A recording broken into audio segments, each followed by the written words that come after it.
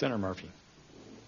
Thank you very much, Mr. Chairman. Thank you, Mr. Secretary, for being here. I certainly associate myself with many of the comments by the chairman. I think we've got an administration, a president who's making up foreign policy on a day-by-day basis. I think you've got a tiger by the tail. You have a difficult and enviable job, and I appreciate you spending so much time with us here this morning. We focus on words from the president because our allies and our adversaries listen to those words and they calibrate their actions based upon those words. And well, you're right that the president about 20 to 30 hours later did correct himself after the Helsinki summit to say that he did indeed agree with U.S. intelligence services and not with Putin. 5 days later, he went back on Twitter and said this. So President Obama knew about Russia before the election. Why didn't he do something about it? Why didn't he tell our campaign? Because it is all a big hoax. That's why. So that's the most recent statement from the president, saying that Russia's interference in the election is all a big hoax.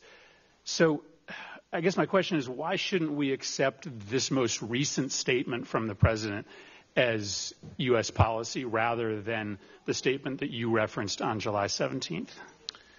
Well, Senator, I can't go through the litany of all the statements you just gave. I have a list from January 17, June 17, July 17, July again, July and 17, November 17, March 17. I'm happy to go through them, each of which the president confirmed that he understood that Russia had meddled in the election. And then I could give you, although I couldn't recount them, I could tell you numbers of times when I was personally with him where he told me directly he understood that. And indeed, provided guidance to, at this time it was the intelligence community, but I think he gave similar guidance throughout the government that we needed to do all we could to push back on election interference, and I have a catalog of activities that this administration has undertaken to do just that. So then what do you make of his most recent statement? No, I'll leave you. You can speculate. You can draw whatever inferences you want for whatever purposes you so choose. Here's what I can tell you. I can tell our allies. There's no inference. I mean, it's a statement from the president in which he says that the Russian interference in the U.S. election is a hoax from July 22nd. There's no inference that I need to draw from that. That's the president's statement. Senator, you are certainly trying to draw inferences about the American policy, and I am laying out for you American policy. And I'm happy. Let me talk to you about what we've done on election interference, if I might.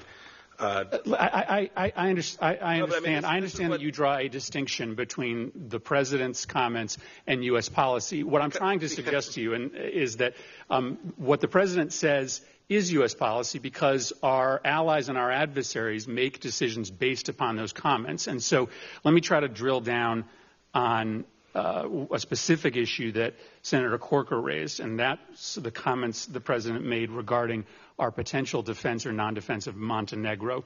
Tucker Carlson asked him a question suggesting that Montenegro is too small to be defended, and the president responded by saying, I understand what you're saying. I've asked the same question. Montenegro is a tiny country with very strong people.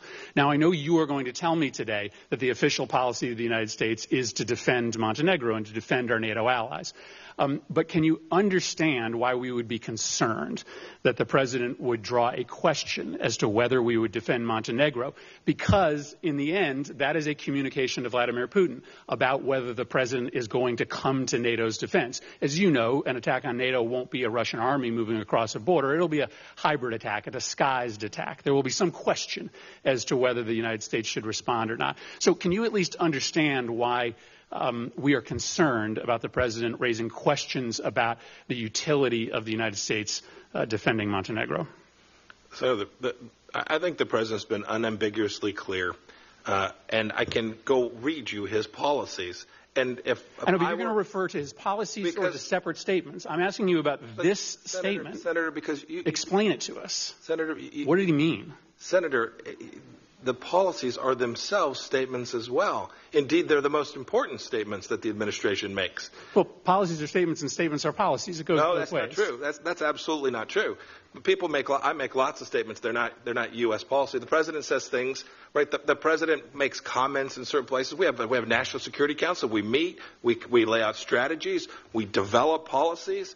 right? So how do I know the president then sets the course. How do I know the difference between a presidential statement that is not a policy and a statement that is? Senator, here's what you should look at. Compare the following.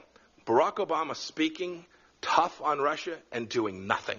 Those not true. It is true. I understand you want to rewrite the Obama policy on Russia, but that's simply not true. You organized all of Europe and all of the world let's go task for task. To put a comprehensive, unprecedented set of sanctions on Russia. So the man said he would have more flexibility after. I'm not listening. My question isn't about.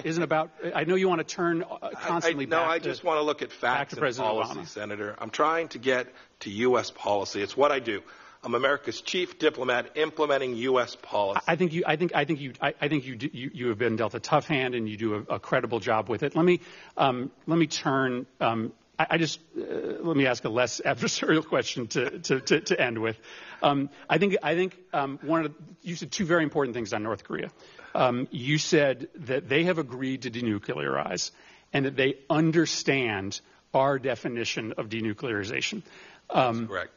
What is most important is that those two statements link, is that they have agreed to denuclearize according to our definition of denuclearization. Is that your testimony today?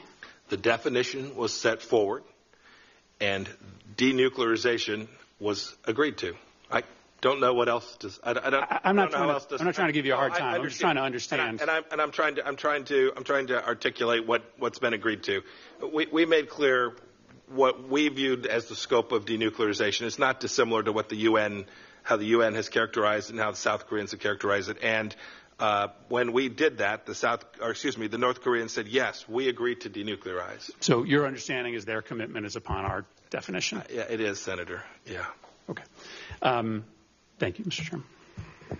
Before turning to Senator Isaacson, so in essence, the communique that we saw coming out of the Singapore meeting, that is the sum total of the agreement we have with them. Yes. We've also had conversations after that. It is also the case that agreement incorporated the Panmunjom Declaration, which in turn incorporated previous inter-Korean agreements as well. So the Singapore summit is stacked on a series of agreements, each of which is encompassed within the agreement between President Trump and Chairman Kim. So you can look to the full breadth and scope of those agreements about things the North Koreans have committed to. Yeah, and look, I don't think any of us would expect that there would be a meeting in Singapore and all the issues would be worked out. I think we all understand it's going to take a long time to get this all worked out. Senator Isaacson.